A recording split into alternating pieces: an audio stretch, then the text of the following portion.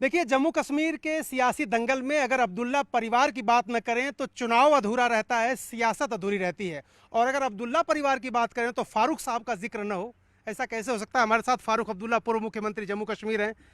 फारूक साहब, पहली बात तो यह कि एक चरण का चुनाव हो गया, दूसरे चरण का चल रहा है। रिपोर्ट क्या है? आप तो बड़े अनुभवी राजनेता हैं, क्या हवा चल रही किधर की तरफ? मैं समझता हूँ कांग्रेस और नेशनल कॉन्फ्रेंस की तरफ हवा चल रही है और मुझे उम्मीद है बहुत अच्छे नतीजे आएंगे। सरकार बनेगी आपकी, आपको ऐसा लग रहा है? जनाब, 8 तारीख को, हम्म, 8 अक्टूबर को सारा सामने आ जाएगा हम्म, और इंशाल्लाह हमें उम्मीद है हम्म। कि सरकार आएगी और लोगों की मुश्किलात को दूर करने का वक्त आ जाएगा।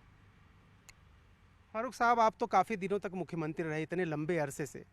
अब आपने बैटन पास कर दी है परमानेंटली उमर अब्दुल्ला साहब के पास, कि कोई उम्मीद है कि आप वापस आएंगे? मैं कश्मीर की सियासत में ज़रूरत नहीं है मेरी, अब जवानों की ज़रूरत है, क्योंकि यहाँ काम बहुत करने हैं, पहाड़ों पर चढ़ना है, लोगों के पास पहुँचना है, उसके लिए जवान चाहिए। और उमर साहब, अल्लाह का शुक्र है, जवान है और पहुँचेंगे लोगों के अंदर। क्या आपका विजन है, क्योंकि भारतीय जनता पार्टी आप पे लगातार अटैक ये कर रही है कि 370 वापस लाने की बात आप कर रहे हैं, कह रहे हैं ये तो संभव ही नहीं, हो ही नहीं सकता। आप क्यों लोगों को बरगला रहे हैं? बीजेपी कह रही है। मैं इनसे मौदबाना अपील करता हूँ कि साहब, इनको कितने साल लगे इसको हटाने में। हुँ? जब से ये मिला था हमें, तब से ये संघ इसकी खिलाफ बात कर रही है। इंशाल्लाह हम भी कोशिश में लगे रहेंगे, कभी न कभी तो यहाँ के लोगों का एतबार मुल्क में पैदा होगा। उस एतबार को पैदा करने के लिए हम इसके लिए लड़ रहे हैं। वाकई आपको उम्मीद है कि 370 वापस आ सकता है? हो सकता है मेरी ज़िंदगी में नहीं आए, आगे आएगा। लोगों में आप पूछिए, लोगों से, जो जम्मू के लोग तालियां बजाते थे, मिठाइयाँ बांटते थे, आज उनको पूछिए क्या हाल है उनका, इससे क्या था, फ़ायदा था। ये तो पहले महाराजा हरी सिंह ने किया था 1927 में, कि जम्मू के लोग गरीब थे, पंजाब था उस वक्त सब अमीर थे। उनको डर था कि उसकी ज़मीनें जाएंगी, उनकी नौकरियां जाएंगी, क्योंकि पढ़े लिखे नहीं थे। वही चलता रहा और यहाँ के लोगों को आज देखिए कहाँ है उनकी नौकरियां, उनकी ज़मीनें जा रही हैं, सारे ठेके बाहर वालों को दिए जा रहे हैं, तो कहाँ जाएंगे ये लोग। अच्छा, एक हाल ही में जो यूपीए सरकार में गृह मंत्री थे सुशील कुमार शिंदे, उन्होंने एक बयान दिया कि मैं जब गया था कश्मीर, चला तो मैं गया, डल लेक भी घूमा, लाल चौक भी गया, लेकिन अंदर से बड़ा डरा हुआ था। अब बीजेपी कह रही कि देखिए, एक वो गृह मंत्री थे, एक हमारे गृह मंत्री हैं, सरदार पटेल की तरह मजबूत हैं, आज आतंकी डरते हैं, आज अलगाववादी डरते हैं। पता नहीं मुझे उनको ये कौन सा ख्वाब आ रहा है। अगर इतने डर रहे हैं तो मुझे बताइए साहब कि आज इन लोगों ने चुनाव देखने के लिए बाहर के एम्बेसडर्स को लाया है, तो फिर फॉरेन जर्नलिस्ट को क्यों नहीं इजाज़त देते हैं यहाँ आने की, कि वो भी देखें? क्यों उनके लिए बंद है? डर किसको है? डर इन लोगों को है कि यहाँ की असली हालत सुनेंगे, यहाँ के लोगों की हालत सुनेंगे। वो ये सुनना नहीं चाहते, जानते हैं दिल में यहाँ क्या हाल है। लेकिन भर भर के लोग वोट दे रहे हैं फारूक साहब, खूब जमहूरियत के जश्न में सब शामिल हो रहे हैं, तो ये तो एक जीत है। कह रही है मोदी सरकार की हमारी जीत है, हम चुनाव करा रहे हैं, लोग आ रहे हैं। ये जो दो परिवार, और आपने सुना होगा कि 3 परिवारों ने बर्बाद कर दिया था, उसमें आपका भी परिवार एक है, प्रधानमंत्री ने साफ साफ कहा। मैं प्रधानमंत्री से कहना चाहता हूँ, वो बैठे थे राज्यसभा में, और राज्यसभा में गुलाम नबी आज़ाद साहब कांग्रेस के नेता थे वहाँ पे। उन्हें जब तकरीर की, 2 रियासतों को कंपेयर किया, गुजरात को और जम्मू कश्मीर को, तब हमारे पास 370 था। जम्मू कश्मीर गुजरात से कहीं आगे था हर चीज़ में। उनने नुक्ते बताए उनको, कैलकुलेशन दी उनको, तो फिर आगे ये कैसे हुआ? अगर सचमुच 3 परिवारों ने यहाँ सब कुछ ख़राब किया होता, तो फिर कैसे ये रियासत गुजरात से भी आगे थी? कैसे? प्रधानमंत्री को इसकी तरफ देखना चाहिए।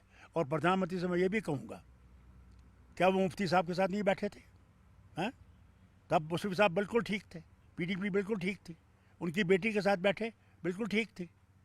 आज क्योंकि उनके साथ नहीं बैठी है, तो अब परिवार जिम्मेवार है। क्या इनके यहाँ परिवार नहीं है? क्या परिवार के लोग इनके मंत्री नहीं हैं? मैं तो एक ही का नाम लूँगा, सिंधिया क्या है? परिवार से नहीं है? हर सियासत में इनके परिवारों के लोग हैं, उनसे तो ठीक है। जो इनके साथ बैठ गया वो बिल्कुल ठीक है, जो इनके साथ नहीं बैठा वो बिल्कुल ख़राब है। तो आपके ऊपर जो ईडी के केसेस चल रहे हैं, आप एक बार कह रहे थे कि ये तो सियासी तब मोटिवेट। ईडी उनने वापस ले लिया। अभी आपने सुना नहीं, ये जो हाई कोर्ट ने हाँ। इनके खिलाफ कहा इसमें कुछ भी नहीं है। बताइए। तो इतने दिन चला के आपके ऊपर पूछताछ। जरूर, मेरे बाप पे तो भी चला था ना, याद है आपको? जी। कितने साल चला वो, हम्म, और जम्मू के जेल में थे हम्म। और अदालत चलती थी, वापस लेना पड़ा ना। झूठ के पाँव नहीं होते, एक दिन वो टूट जाता है।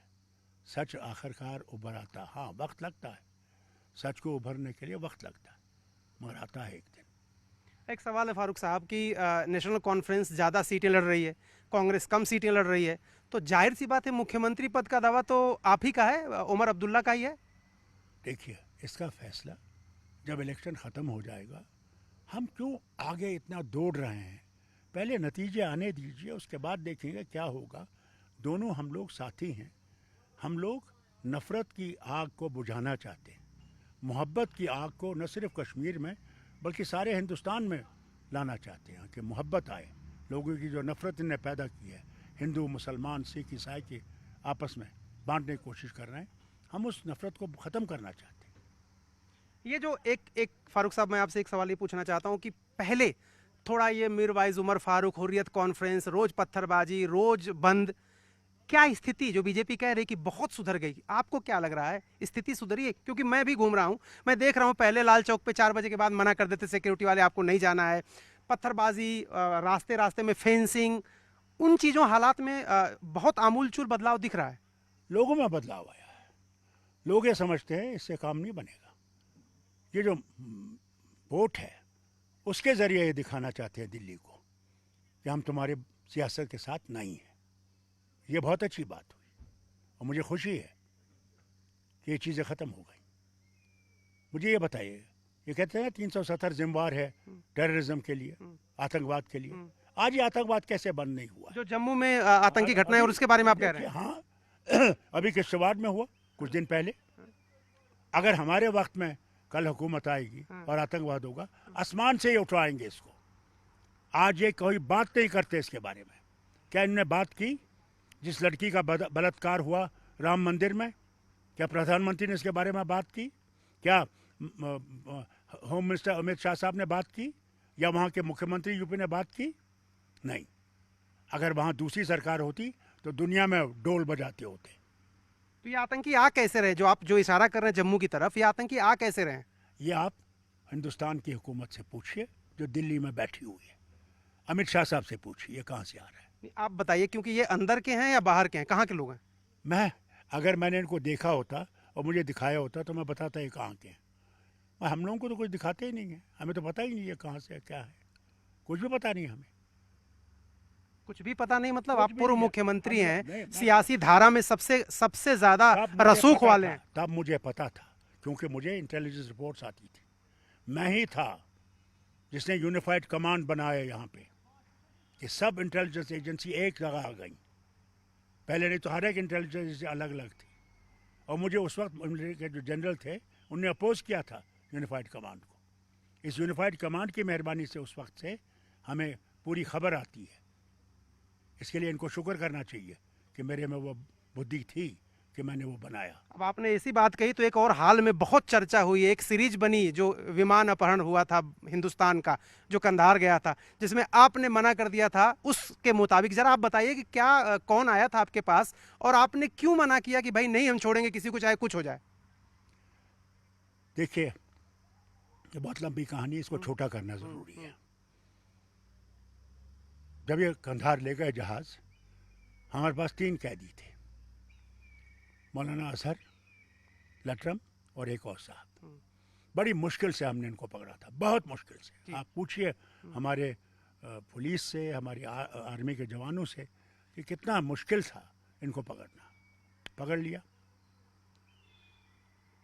मौलाना अजहर ने अपने जगह बना रखी थी, हर जगह या फिरे थे यहाँ पे। तो जब इन्होंने दुलत साहब को भेजा तो मैंने दुलत से कहा कि दुलत याद रखना, तुम आईबी के चीफ भी रहे हो, रॉ के भी चीफ रहे हो।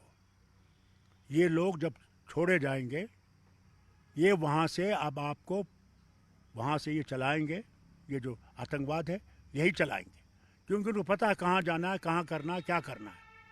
मत छोड़ो, क्योंकि ये भारत के लिए बहुत मुश्किल होगा फिर इसको ख़त्म करना।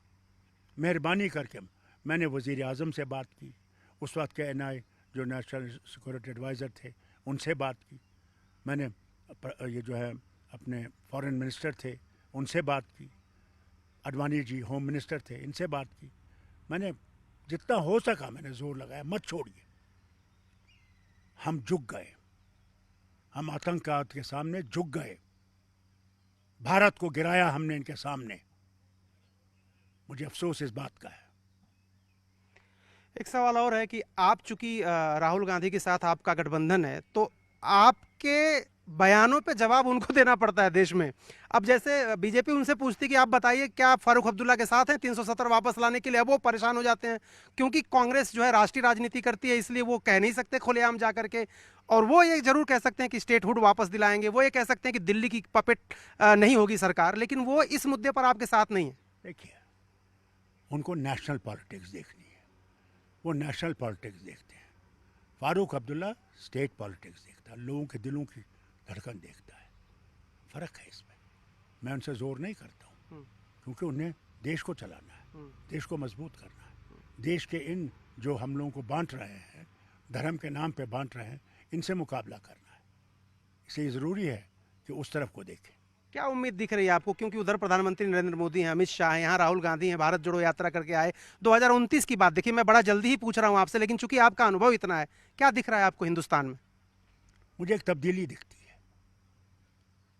जिस राम मंदिर को इनने बहुत फैलाया कि हमने बनाया, उसी राम मंदिर के इलाके में ये हार गए। बद्रीनाथ में ये रात को बैठे एक गार में, उसी बद्रीनाथ ने इनको वहाँ से हराया और कांग्रेस वहाँ से जीत के आई। आज ये बैसाखियों पे चल रहे हैं। आज वो हुकूमत नहीं रही जहाँ ये 300 से आगे थे और बात नहीं सुनते थे। मैं भी पार्लियामेंट का मेंबर था। कोई चीज़ अब आप देखिए, किसानों का मुद्दा आया, 3 बिलें लाई, हमने इनसे उस वक्त ज़ोर से कहा कि मेहरबानी करके ये बिलें ज़रा सेलेक्ट कमेटी को भेजिए, इनमें देखें अगर कोई गलती है उसको ठीक किया जाए। मगर जब तक 700 से ज़्यादा अधिक किसान नहीं मारे गए, शहीद नहीं हुए और चुनाव नहीं था यूपी में, ये वो बिल वापस नहीं लेते। फिर वापस लिया, लोगों के जोर से वापस। कंगना रनौत एक सांसद है उनकी, यही हिमाचल जीती है, वो तो कह रही वापस आने चाहिए, 3 कानून वापस लाना चाहिए। यही तो इनकी मुश्किल है, ये जानते नहीं है करते क्या है। एक बात करता है, दूसरी बात करता है। क्या करें इनको? ये इनका हाल ही कुछ खराब हो गया है। अब वो नहीं रहा 300 पार, 400 पार। कहाँ गया वो 400 पार? आज तो बैसाखियों पे चल रहे हैं जनाब। वो जो राहुल गांधी कहते हैं रैलियों में कि अब वो बात नहीं रही मोदी जी में, अब कोई डरता नहीं उनसे, आप भी क्या कहते हैं इस पे? में आप भी महसूस करते हैं? साहब, प्रधानमंत्री से डरना क्यों है? क्यों डरना? अगर वो लोगों के प्रधानमंत्री हैं, दिलों के प्रधानमंत्री हैं, डरना किस बात का है? सिर्फ मैं उनसे ये कहता हूँ, मेहरबानी करके ज़रा ज़मीन पे आइए, ज़मीन पे सोच के देखिए कि लोगों के दिलों को कैसे जीत सकते हैं।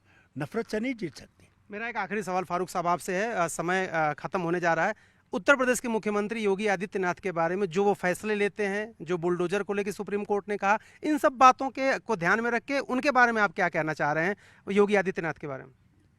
मैं योगी साहब के साथ बैठा हुआ था पार्लियामेंट में कई सालों में, और अफसोस मुझे ये हुआ कि वो इतने नेक थे, बातें अच्छी करते थे, मगर जब से मुख्यमंत्री बन गए पता नहीं क्या हो गया, एक अजीब पॉलिसी शुरू कर दी उन्होंने। मैं उम्मीद करूंगा कि योगी आदित्यनाथ जी फिर से सोचेंगे, क्योंकि भगवान सबका है, एक ही का नहीं है। राम जो है वो युषि के राम है। मैं इनसे यही कहूँगा, अगर वो विश्व के राम है तो राम ने जो कहा है उसकी तरफ चले, राम राज की तरफ चले। तो ये थे फारूक अब्दुल्ला साहब, जो कह रहे हैं कि कश्मीर में निश्चित रूप से नेशनल कॉन्फ्रेंस और कांग्रेस की बहुमत आएगी। मुख्यमंत्री कौन बनेगा, चूंकि सीजन पॉलिटिशियन है इसलिए गठबंधन धर्म का ध्यान रखते हुए कह रहे हैं कि बाद में तय किया जाएगा, लेकिन जाहिर सी बात है उमर अब्दुल्ला पहले मुख्यमंत्री रह चुके हैं इसलिए उनका दावा भी है। कैमरामैन कमल देव के साथ अरुण सिंह, न्यूज़ 18 इंडिया, श्रीनगर।